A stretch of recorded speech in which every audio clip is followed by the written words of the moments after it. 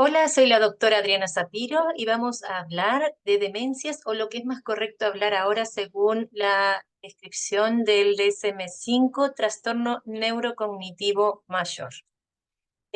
Vamos a iniciar con la definición y la importancia. Son trastornos intelectuales progresivos e irreversibles. Hasta ahora no hay curación, no hay algo que frene definitivamente esta enfermedad.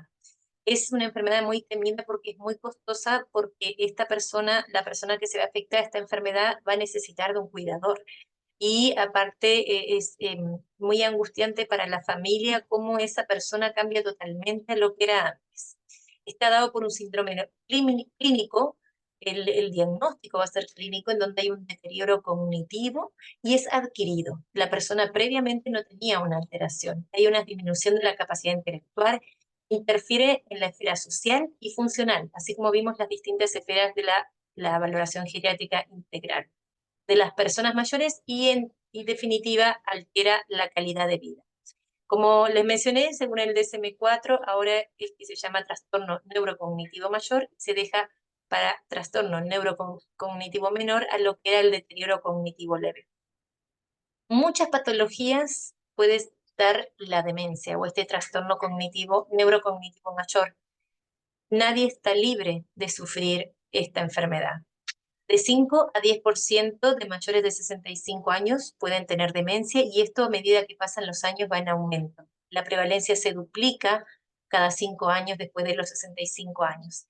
¿Por qué es importante el diagnóstico precoz? Para poder informar, preparar a la familia y a veces también algunos tratamientos para intentar enlentecer la enfermedad, lo posible, y también planificar el futuro y mejorar la calidad de vida. Aparte, el acompañamiento al paciente en la familia es muy importante. La enfermedad de Alzheimer es la presentación más frecuente de las demencias, de los trastornos neurocognitivos mayor, y se presenta en el 70% de los casos. Pero hay otros tipos de demencia que se llama la demencia vascular, vinculados sobre todo por justamente problemas circulatorios, que es el 10% de los casos, y hay otras patologías también que dan demencia, que les vamos a hablar en las clasificaciones. Es una patología GES, la patología número 85, o sea que significa que hay que notificarla para que la persona tenga sus beneficios. ¿Cuál es la situación en Chile? Un 1% del total de la población puede tener algún grado de o algún tipo de demencia. En el 2009, en el Estudio Nacional de Dependencia, aparece el deterioro cognitivo en mayores de 60 años en un 7%, con un gran predominio en las mujeres. En mayores de 85 ya aumenta a 36%, 20 con la edad viene en aumento. Es frecuente en niveles socioculturales bajos y en el rural es frecuente la pluripatología, o sea que en las personas que tienen múltiples patologías justo aparezca la demencia. Los síntomas son diversos y es una enfermedad progresiva y da una dependencia, o sea, cada vez depende más de un cuidador. El diagnóstico y tratamiento no solo es del paciente, la persona mayor, también es el cuidador. Hay que considerar una atención integral, física, psicológica, funcional, social. Debe haber cuidados preventivos, asistenciales y rehabilitadores, porque debemos estar atentos también a enfermedades del cuidador y que rápidamente puede pasar a un maltrato el desgaste del cuidador. Se deben coordinar los recursos sanitarios, sociales y siempre por un equipo multidisciplinario, como lo hablamos. De la enfermedad de Alzheimer, es una presentación de esta patología, la más frecuente en el 70% de los casos, es una presentación progresiva y degenerativa, generalmente una característica que no es súbita, que es de a poco.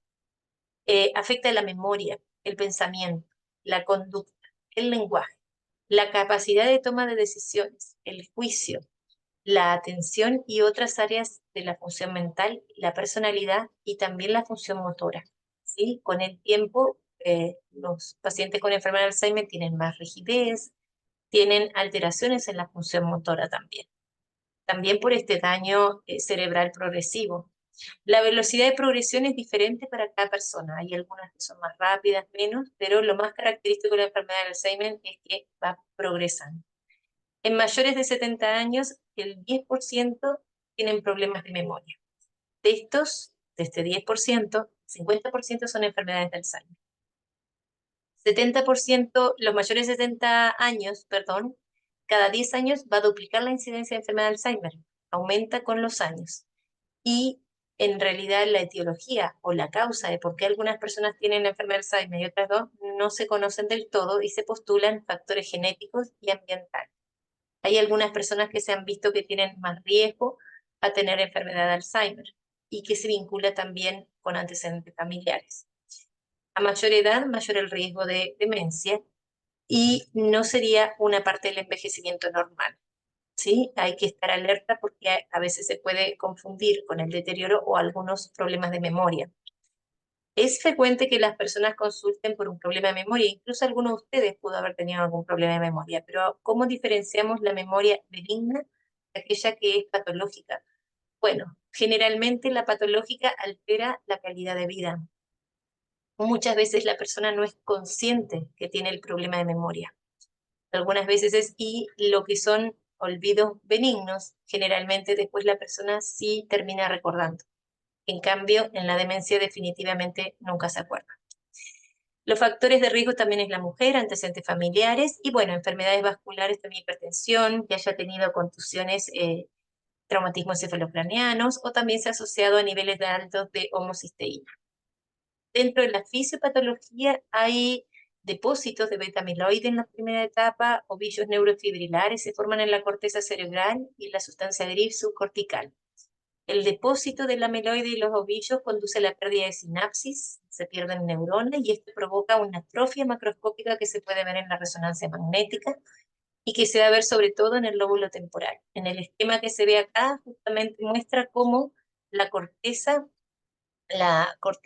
la disminución de la corteza a medida que va pasando y va apareciendo distintos grados en la enfermedad de Alzheimer. Entonces, en la parte de, digamos, de la anatomía se producen depósitos que son fragmentos de proteínas que están enrollados, forman nudos neurofibrilares, placas neuríticas, o también se llaman placas seniles, en donde se encuentra una proteína, la proteína tau también, que se ha relacionado con esta enfermedad. Al cambiar estos cambios estructurales y también químicos en el cerebro, la enfermedad de Alzheimer parece como que desconecta el cerebro de neuronas que trabajaban juntas, altera la sinapsis. La neurociencia ha encontrado biomarcadores para la enfermedad de Alzheimer, en donde en la enfermedad de Alzheimer se plantea que primero hay una progresión de alteraciones. Si lo ven en la gráfica, en donde se presenta la curva color negro, estaría el depósito amiloide en una primera etapa. Posteriormente aparece el daño neuronal y aparece aumento de la proteína tau. Posteriormente hay una atrofia estructural, en donde se podría ver en la resonancia magnética, y para posteriormente aparecer efectivamente clínica del deterioro funcional. O sea, a veces podemos encontrar un paciente que no tiene mucho deterioro, pero vemos que tiene una atrofia estructural. Y de por sí, con el paso de los años, con el envejecimiento, el cerebro va disminuyendo de tamaño. Entonces, estos biomarcadores, que es una forma que se pueden evaluar, hay que hacer, digamos, una punción lumbar para hacer estos estudios, y se puede hacer una tomografía por emisión de positrones con radiomarcadores, buscando el metabolismo en resonancia magnética, o buscando los biomarcadores en el líquido cefalorraquídeo. Hay distintos estudios que se pueden hacer, que son costosos, sí, pero que muestran que justamente acá, como en las imágenes, cuando va avanzando la enfermedad, en donde encuentran las distintas etapas que hablamos del depósito de amiloide hasta las imágenes con el planteo de la proteína tau.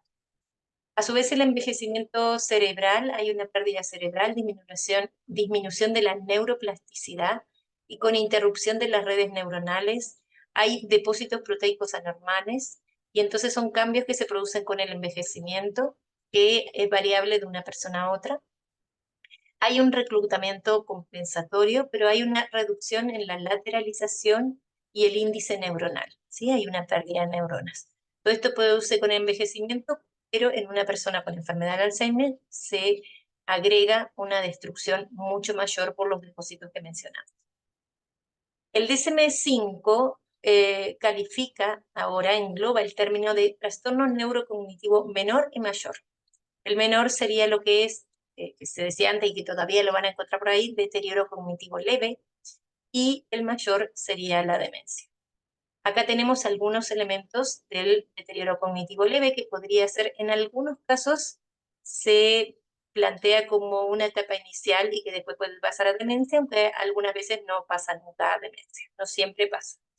¿Y en qué acá lo pueden revisar, que sería una etapa temprana de pérdida de memoria, con pérdida de la capacidad cognitiva, del lenguaje, la percepción visual, espacial, en personas que mantienen la capacidad de realizar independiente la mayoría de las actividades de la vida diaria, o sea, se mantienen independientes. Ahí estarían las diferencias más significativas entre lo que es el deterioro cognitivo leve o trastorno neurocognitivo menor y ya una demencia leve, en donde en la demencia leve uno ve que las actividades de la vida diaria se ven afectadas. Hay que pensar que los trastornos de memoria también se pueden ver alterados por trastornos de ansiedad, por el trastorno de ansiedad que aparece digamos, un problema de atención, por trastornos del ánimo, por algunas enfermedades. No todos los trastornos de memoria son demencia. ¿Sí? El deterioro cognitivo, hay muchos factores de riesgo que se relacionan a él. Factores genéticos, estrés oxidativo, factores vasculares como hipertensión, aterosclerosis, ictus, lesiones de sustancia blanca, depresión, disminución de asociado a disminución de niveles de dopamina. Eso se ha estudiado que incluso hay sectores del cerebro que con depresión crónica tienden a atrofiarse, sobre todo la depresión que no es tratada. Alteraciones metabólicas también alteran el funcionamiento cerebral y también el deterioro cognitivo está vinculado a la muerte cerebral, a la atrofia cortical que pueda tener. Entonces hay distintas variables, la edad, alteraciones sensoriales y estilo de vida también para favorecer al deterioro, son variables que tienen que ver con el deterioro cognitivo. El trastorno neurocognitivo menor hay que descartar una patología orgánica o psiquiátrica. Enfermedades psiquiátricas de la atención puede enmascarar y parecer como un trastorno neurocognitivo menor. Entonces la neuropsicología es muy importante, buscar los biomarcadores que pueden estar presentes en la enfermedad de Alzheimer y también buscando la lesión neuronal en el proceso neurodegenerativo y disminución de la atrofia, de disminución del tamaño cerebral o distintos marcadores y resonancias. Y también se tiene que hacer la valoración funcional a través de instrumentos que evalúen, que evalúan las actividades de la vida diaria en un paciente con daño, con deterioro cognitivo leve.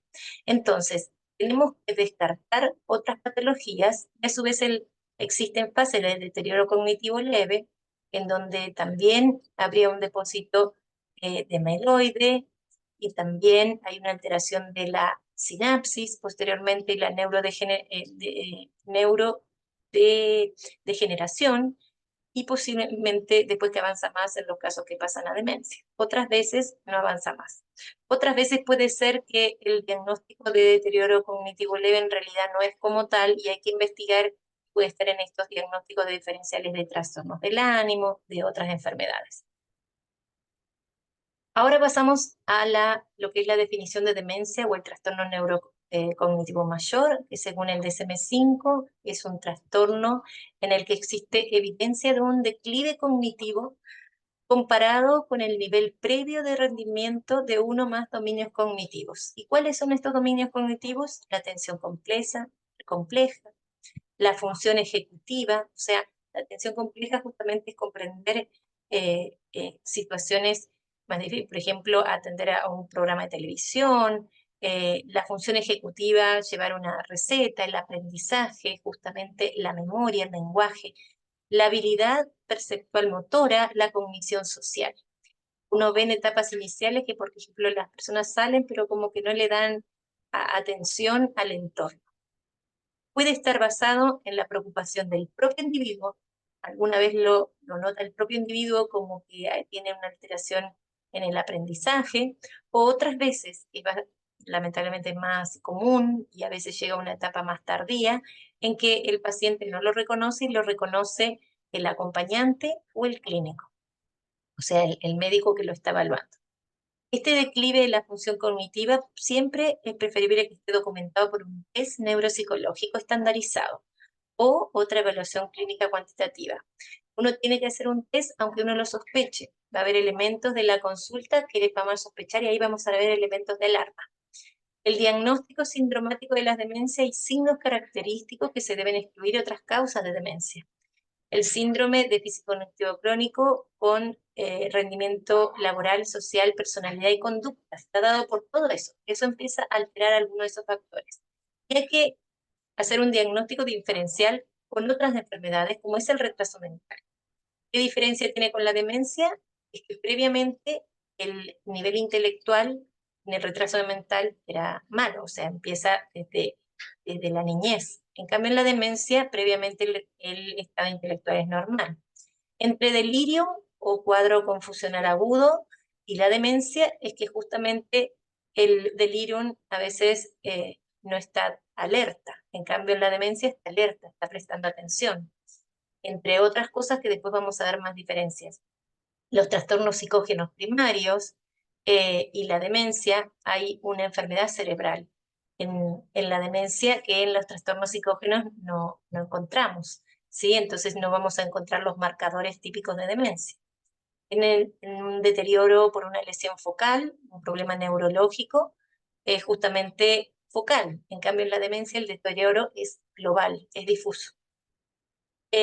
Como diagnóstico sindromático de demencia y en relación al estado cognitivo, vamos a encontrar también síntomas conductuales, psicológicos, que acompañan al síndrome de demencia. Y para evaluar la parte funcional, es muy importante la valoración geriátrica integral, el estado funcional, para ver si hay otras etiologías. Hay múltiples enfermedades, así como lo mencionamos, que pueden dar un estado de demencia porque alteran la función cerebral. La enfermedad de Alzheimer, generalmente el inicio es tardío, ¿sí? Generalmente lo más frecuente en mayores de 60 años o más. Cuando es más temprano el inicio de la demencia, debemos relacionarlo con otro tipo que se asocia más a antecedentes familiares, a mutaciones, a la parte genética. En la anamnesis vamos a evaluar la pérdida de memoria, la desorientación en tiempo y espacio, la dificultad de resolver problemas, los cambios de carácter, personalidad, la desinhibición, esa persona que era muy inhibida y después o tira garabatos o está muy desinhibida. La evolución de los síntomas en el tiempo, que en general son lentamente, la asociación o no a otros síntomas, caídas, incontinencia urinaria, en etapas avanzadas está, alteraciones motoras, temblor, rigidez, focalización neurológica y neoclonias. Se asocia a enfermedades médicas, neurológicas o psiquiátricas, a drogas anticolinérgicas, analgésicas, psicotrópicos y sedantes, alcoholismo crónico.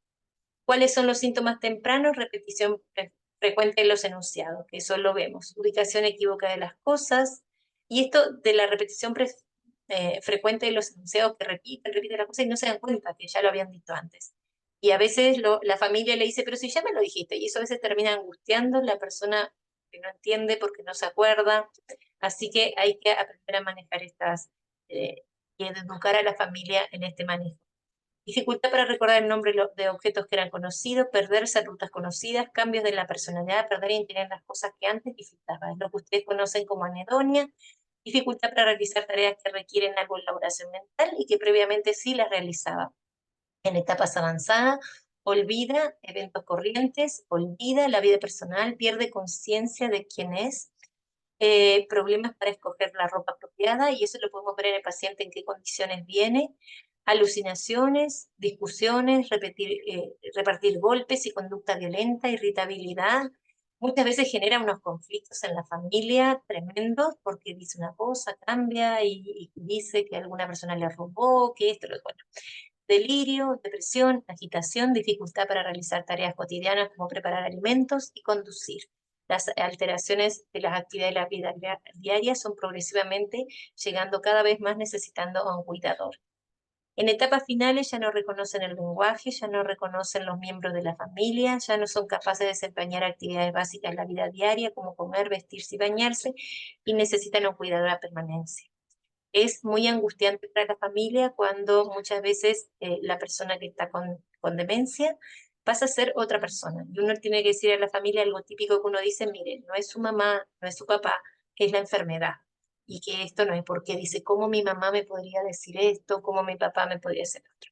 ¿Cuáles son las alarmas? Dificultad para aprender y retener nueva información, que se vuelva repetitivo, que cuesta recordar una conversación, dificultad para realizar tareas complejas con varios pasos como cocinar, manejar una chequera, deterioro de la capacidad de razonar, ha dejado de importarle las reglas de la conducta social, desorientación espacial, se pierde en la calle, deterioro del lenguaje, alteraciones en el comportamiento, aparece la pasividad, más irritable, y observancia ha cambiado los hábitos de vestirse, la higiene, y también la exploración neuropsicológica. Y ahí están los test justamente que son muy importantes porque se objetiva y se le pone un puntaje. Y ahí les invito a ver los distintos test.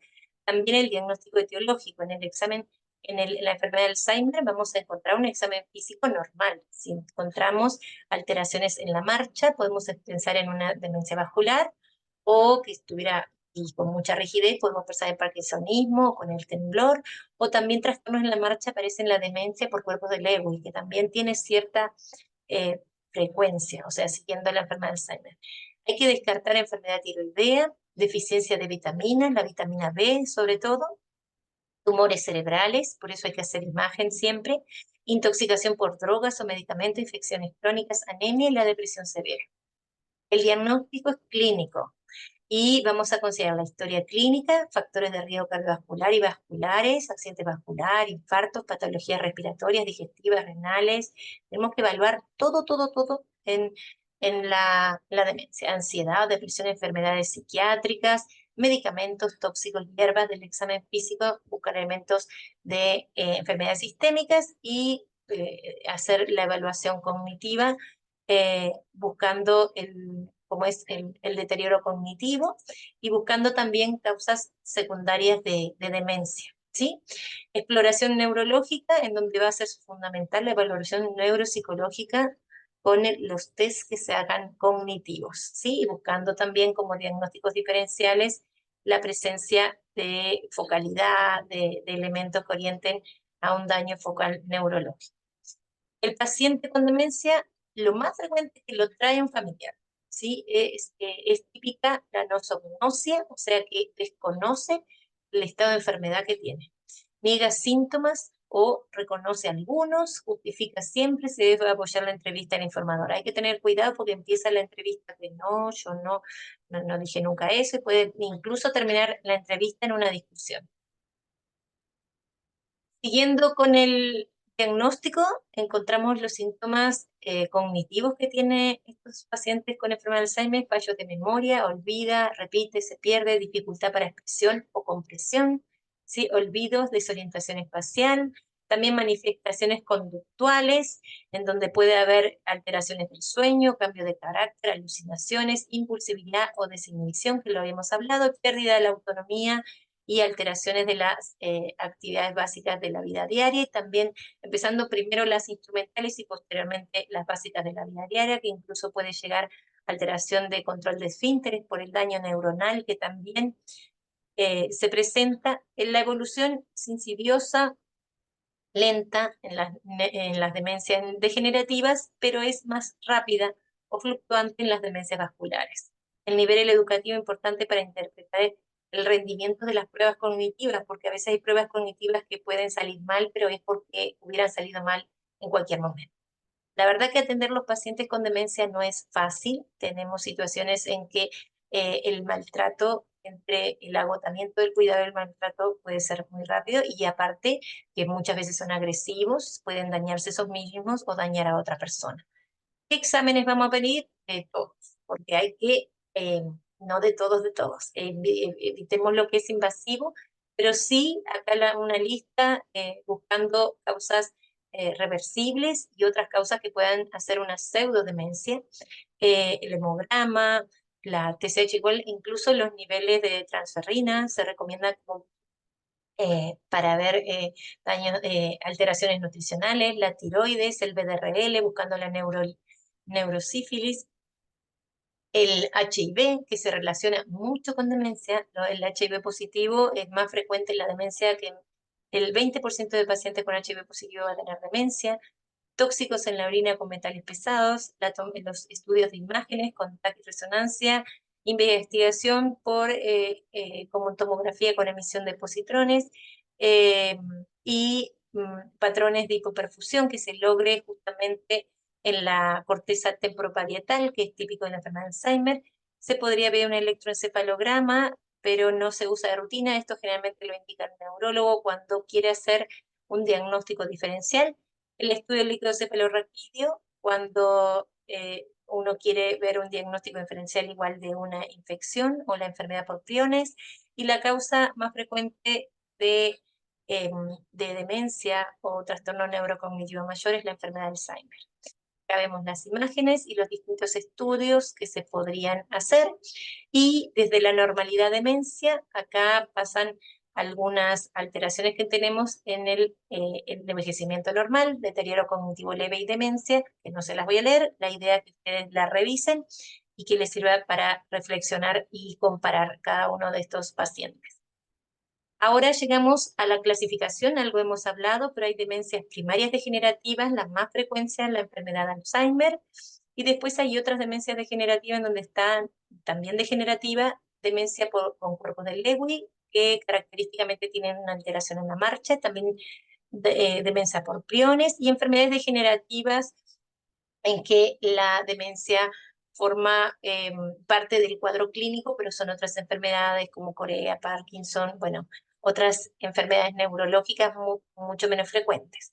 Y también están las demencias secundarias, que son vasculares o alteraciones en líquido cefalorraquídeo, que se encuentran en neoplasias infecciosas, endocrinas.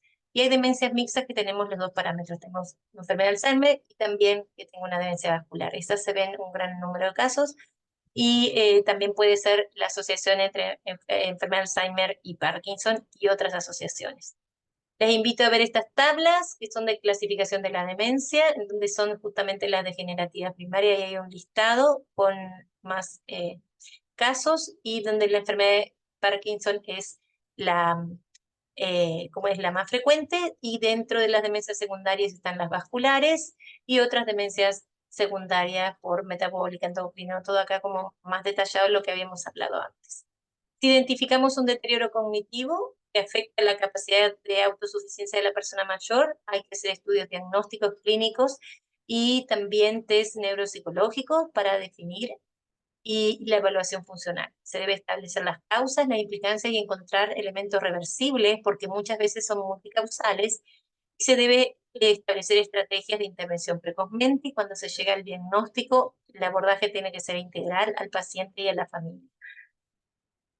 La valoración cognitiva considera, además de la memoria, la percepción, la comunicación, la orientación, el cálculo, la comprensión, la resolución de problemas y el pensamiento.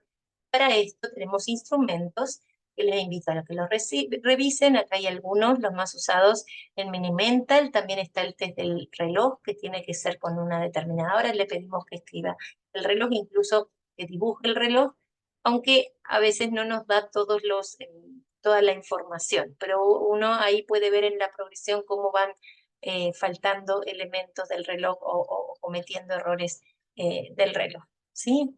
También esto, bueno, este es el Minimental, que es un estudio usado muy frecuentemente porque es práctico y uno le puede poner un puntaje y evaluar después. También otra evaluación cognitiva es este cuestionario de Pfeiffer.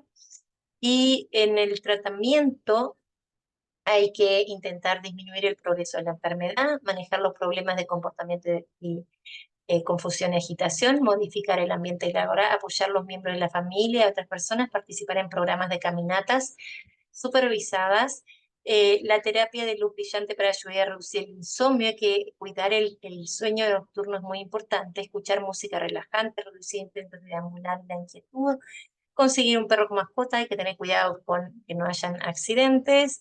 Practicar técnicas de relajación, recibir mensajes regulares. El tratamiento es sintomático, conductual y multidisciplinario. ¿Sí? La idea es que se trata del paciente, la familia, el cuidador y por un equipo multidisciplinario.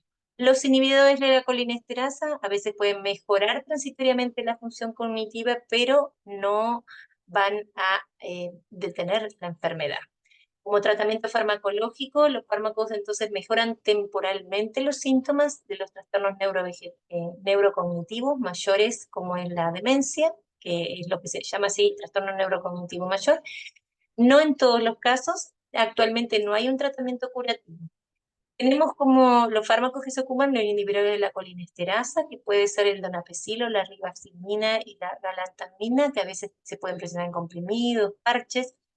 Se indica en la enfermedad de Alzheimer y también en otros tipos de demencia, y sus reacciones adversas pueden ser náuseas, vómitos, diarreas y otros efectos adversos en taquicardia, lipotimia.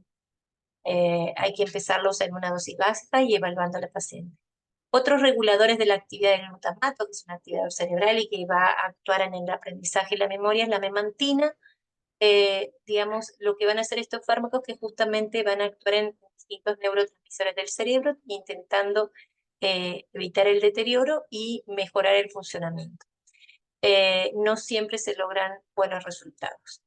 En el 2003 se aprobó en una etapa inicial de la enfermedad de Alzheimer y el deterioro cognitivo usar el lecanemab y hay otros, el donanemab, bueno, hay otros fármacos que lo que buscaban hacer, que impedirían que las placas amiloides del cerebro se aglutinen y con esto retrasarían la progresión de la enfermedad.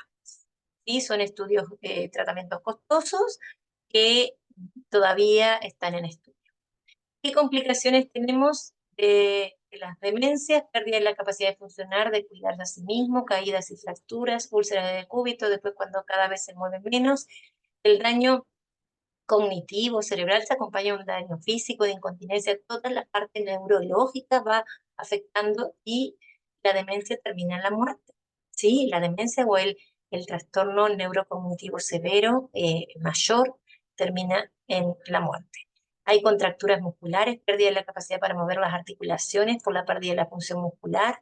Hay infecciones, particularmente el tracto urinario, neumonía, pérdida de la capacidad de interactuar, desnutrición, deshidratación, insuficiencia de los sistemas corporales, disminución del periodo de vida, comportamiento dañino o violento para sí y los otros, y muchas veces puede haber maltrato y también síndrome del cuidador. Efectos secundarios de los medicamentos, el pronóstico o lo que nos viene para el futuro en una persona con demencia o con este trastorno neurocognitivo es desalentador, malo. Va a evolucionar mal, en forma progresiva, continuamente va empeorando, es un trastorno que progresa en forma permanente. Es común que presente una incapacidad total y la muerte habitualmente en un lapso de unos 15 años después de su diagnóstico, ¿sí? En promedio. A veces es menos. Acá tenemos un cuadro con diferencias entre delirium o síndrome confusional agudo y demencia, que es el siguiente punto que vamos a ver. Así que les invito también a revisarlo y saber que el cerebro, a medida que pasan los años, va disminuyendo de tamaño y vemos que el cerebro pierde el 15% de su peso original. ¿Qué es el delirium o el síndrome confusional agudo? Es un síndrome clínico de alta prevalencia, potencialmente fatal y prevenible. Es una emergencia médica. Es una alteración de la atención. Eso es diferente porque el paciente con demencia generalmente está atento, pero esto es como que no está atento, no le presta atención. Cuando ustedes le van a hacer una entrevista, no le pueden hacer la entrevista al paciente, sino al acompañante. Hay una alteración del nivel de conciencia y cognitiva y el inicio es agudo, muchas veces es fluctuante, y debajo de esta alteración hay muchas veces una causa orgánica. Es dentro de los síndromes geriátricos, un síndrome geriátrico y es una emergencia médica, que significa que hay que buscar la causa de origen y tratarla. Es un cuadro totalmente, el manejo es totalmente distinto a la demencia que vimos antes. Se debe investigar el cuadro clínico, un manejo en un servicio de urgencia, llevar a un servicio de urgencia. La manifestación clínica de la enfermedad aguda y toxicidad por fármacos en las personas mayores y en relación a su fragilidad o con menor reserva funcional. ¿Sí? Me pasó con un paciente diabético, una hiperglicemia severa, y de repente se desorientó totalmente, no reconocía su celular, la esposa no le daba corta a la esposa, estaba como distraído, mirando nada, lo llevó a un servicio de urgencia, compensando la hiperglicemia, una infección, otra cosa, pues generalmente no es un solo factor, son varias cosas, ahí volvió todo totalmente normal. ¿Sí? Porque justamente problemas metabólicos tóxicos afectan el funcionamiento cerebral. La etiología es compleja, multifactorial y hay una consecuencia fisiológica directa de la enfermedad. Es específico de la enfermedad, de una enfermedad grave basal y se debe controlar a la persona mayor el control evolutivo. Como epidemiología, la prevalencia general en la comunidad es de 1 a 2% y aumenta mucho en mayores de 85 años, que pasa a 14%. El 30% de adultos mayores que consumen el servicio de urgencia pueden hacer un síndrome confusional o un delirio. Cuando están hospitalizados, la incidencia aumenta, cuando están en otro ambiente, están deshidratados. En pacientes posoperados, sobre todo en cirugías más agresivas, en unidad de cuidados intensivos, en pacientes terminales, el 83%. La gravedad de los factores precipitantes van a determinar el delirium con más facilidad y depende de la fragilidad del paciente, si es frágil o no. Pacientes que están institucionalizados, la prevalencia llega a ser hasta el 60%.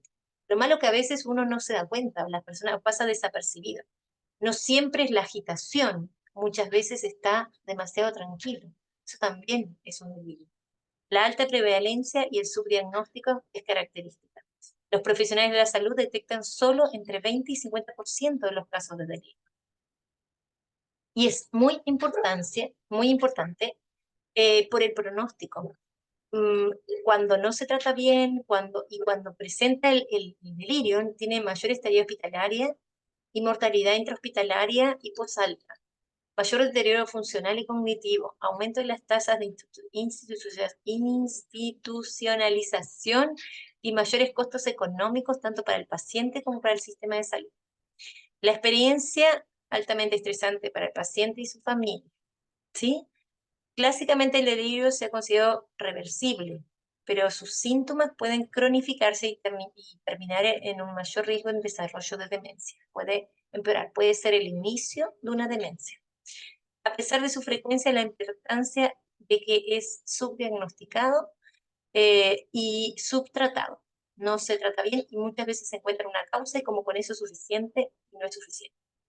Y a veces demora. Los test neurocognitivos no se pueden hacer después de que el paciente tuvo un delirio, hay que esperar, ¿sí? Hay que esperar a que el problema, y depende del tiempo, a veces incluso puede ser más de un mes, y hay que estar evaluando cómo fue la evolución del delirio, porque el delirium puede alterar un test neurocognitivo y falsear y parecer que tiene un trastorno cognitivo que en realidad está dado por un problema de base que no se ha tratado. Entonces, la causa o etiología y los factores de riesgo que vamos a ver que es multifactorial, ¿sí? Factores predisponentes que aumentan la vulnerabilidad de las personas mayores y factores precipitantes que desencadenan el evento.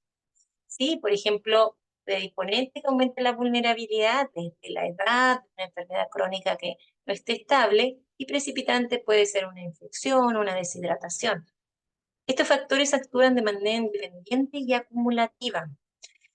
Generalmente un paciente con baja vulnerabilidad, por ejemplo un joven, para llegar a tener un delirio, va a necesitar una agresión o un daño mucho más fuerte. Una injuria intensa, como por ejemplo una sepsis grave, lo desorienta y hace un delirio. Pero en cambio, una persona mayor que sea vulnerable, entonces el delirio, mientras un paciente tiene alta vulnerabilidad y tiene muchos factores predisponentes, edad avanzada, que tenga una demencia de base, porque sobre la demencia puede hacer un delirio previo, solo se puede presentar. Y en esos casos, por ejemplo, en una demencia que hace un delirio, una de las características es que no atiende, no le habla y no atiende, no puedes hacer una entrevista. Está ahora en una demencia avanzada, habitualmente está así también, ¿sí? Entonces, decimos que en estos pacientes, en estas personas con alta vulnerabilidad, pequeñas alteraciones pueden producir un delirio que puede ser solo el hecho de hospitalizarlo, eh, o que es un cambio ambiental, o el que se le agrega un medicamento que hace una reacción adversa. De los fármacos, cabe destacar que los anticolinérgicos son los que más gatillan el delirio. Y acá tenemos factores que predisponen y precipitantes para que se produzca el delirio, ¿sí? Entonces, vemos la presencia de la edad que afecta, de la presencia de demencia, de enfermedades y factores precipitantes, la infección, medicamentos, la ambiental, lo mismo. En esta tabla representa lo que habíamos mencionado antes. Y también acá se ven como factores predisponentes y precipitantes, como las cirugías, las fecalomas que hablamos previamente, trastornos hidroelectrolíticos, distintas enfermedades. Les invito a leer. Y hay fármacos que favorecen a la aparición de delirium que está en esta tabla. Como fisiopatología, lo que se postula es que hay neurotransmisores, sobre todo el déficit de acetilcolina y el exceso de dopamina, que se produce en la inflamación, en estresores fisiológicos y alteraciones metabólicas, y alteraciones también hidroelectrolíticas, factores genéticos, va a determinar esta disfunción. Factores que interfieren en la neurotransmisión y el metabolismo celular, factores que interfieren en la neurotransmisión en forma directa, citoquinas inflamatorias, que van a alterar el funcionamiento. Esto también ocurre en la sepsis. La inflamación periférica también puede determinar una alteración por sustancias proinflamatorias, citoquinas, activación endotelial. Las personas mayores son más susceptibles al delirio si hay un daño neuronal previo, y entonces es mayor en pacientes que tienen un deterioro cognitivo previo. Existen criterios, los criterios CAM, para el diagnóstico del delirio, porque el diagnóstico del delirio es clínico. Se debe entrevistar al cuidador principal, porque al paciente la entrevista no va a ser posible. Una de las herramientas más usadas es justamente los criterios CAM, que tiene una sensibilidad del 94% y una especificidad del 89%. Estos criterios se encuentran presentes, tendrían que encontrarse los dos primeros, el A y el B, y el C y el D con que se presente uno es suficiente. ¿Y qué es el A y el B? El A es el cambio del estado mental de inicio agudo o curso fluctuante, y la inatención. Es como que no está atento, ¿sí? Con esos dos puntos, más el pensamiento desorganizado o la alteración a nivel de la conciencia, hacemos el diagnóstico de delirio. Diferencia entre delirio y demencia, es muy importante esto porque lo que vamos a hacer uno y otro es diferente. ¿Sí? En el delirium estamos en una emergencia médica que hay que buscar rápidamente la causa desencadenante. Hay que establecer el estado cognitivo basal del paciente, hay que saber cómo estaba antes. Esa es una de las preguntas para hacerle al familiar. ¿Él estaba así? Porque si uno dice, sí, en realidad tiene una demencia que siempre está así, siempre está desatención hace 3 años y ya le buscaron todas las causas, ¿no? Y bueno, esa no es la cosa. Pero cuando dice, no, ahora no está atento, ¿no? Es ahora agudo, delirio. Y ante la duda, igual hay que tratar un delirio, o sea, buscar una causa, ¿sí? Ante la duda entre delirio y demencia, o si hay una demencia sobre un delirio, es que primero se tiene que tratar el delirio primero, buscar una causa desencadenante, que pueden ser una infección, ya dijimos todos los desencadenantes que pueden haber. Acá hay diferencias entre delirio y demencia, que les aconsejo que lo revisen, ¿sí? Y el enfrentamiento entonces de un paciente con delirio se va a buscar las causas subyacentes a través de la anamnesis, el examen físico y exámenes de laboratorio. La valoración geriátrica integral sirve, si se tiene previa, para determinar el estado basal. Y acá son algunos elementos de la anamnesis que importa el tiempo, el estado basal que tenía ese paciente, si tiene diagnósticos digamos, de demencia, y para saber si, o que no esté empezando una demencia sobre un delirio, preguntar dirigidamente fiebre, tos, expectoración, o sea, algo que pueda ser reversible, que puede ser causante, medicamentos que puedan ser, síndrome de privación alcohólica, eso también cuando dejan de consumir alcohol, la presencia de dolor, tránsito urinario, tránsito digestivo, todo esto hay que evaluar. Del examen físico, el aspecto general del paciente, los signos vitales, el examen mental y examen físico segmentario y buscando focalidad neurológica que también puede presentar. De los exámenes complementarios, nuevamente, muchos porque tenemos que buscar una causa reversible. El electroencefalograma en pacientes con delirio muestra lentitud difusa, pero en general no se hace porque, a no ser que esté indicado por el especialista. La búsqueda de la causa del delirio es en realidad que no se indica mucho y generalmente se estudia cuando el paciente presenta convulsiones y para diferenciar de otras enfermedades psiquiátricas. Puede servir para el diagnóstico diferenciar con otras justamente enfermedades como la enfermedad de Creutzfeldt-Jakob, que digamos que tiene un patrón característico en el electroencefalograma. También se pueden buscar drogas en orinas y la punción lumbar cuando pensamos en una meningitis, hemorragia exoaracnoidea o que haya otro factor desencadenante. La decisión de hospitalizar un delirio requiere considerar múltiples factores, sobre todo si se encontraron los precipitantes y si se puede estudiar rápidamente o si puede seguir estudiando en forma ambulatoria y si el entorno del ambiente ambulatorio puede tenerlo. Si no, muchas veces hay que hospitalizarlo. ¿Sí? Hay que saber que las personas solo por el hecho de hospitalizarse, si son vulnerables, personas mayores ya pueden sufrir un delirio. Así que en algunos casos se podría manejar en forma ambulatoria, pero tenemos que tener el entorno adecuado y la posibilidad de hacer todos los estudios y llevar a un servicio de urgencias si les mejora. La hospitalización entonces será necesaria si se asocia a enfermedad médica que no se puede tratar en el domicilio o que tiene un soporte inadecuado. El manejo, la prevención en manejo no farmacológico es reducir su frecuencia, realizarse en todos los pacientes, especialmente en aquellos con factores de riesgo para desarrollar delirium, con medidas no farmacológicas que sobre todo el entorno, o sea, lo tranquiliza, que incluyen lo que se recomienda es reconocer elementos que lo precipitan, ¿sí? Si uno encuentra que justamente el dolor lo hace, manejamos el dolor, la infección, ajustamos los fármacos, vemos, y por eso hay que buscar problemas hidroelectrolíticos, enfermedades cardiorrespiratorias, metabólicas. Entonces hay que buscar muchos factores, no hay que quedarse con un único factor. Si encontramos una infección, bueno, pero también puede haber una hiponatremia, puede haber alguna otra alteración, un fecaloma, no sé, una infección, una deshidratación. Siempre pensar en más de un factor, no quedarnos cuando encontramos uno que es suficiente. Entonces aquí están las medidas no farmacológicas que aparecen en el delirio, que hay que tratar un ambiente confortable, la hidratación, buscar el dolor, bueno, y todas las cosas que podemos ver. Y aquí los fármacos que se indican, el haloperidol se indica bastante, la quetiapina, la trazodona siendo un antidepresivo en una dosis pequeña se indica como sedante y sirve también como inductor del sueño en lugar de las benzodiazepinas en otros pacientes. Terminamos aquí la presentación, quedó un poquito larga, es que son 2 en 1.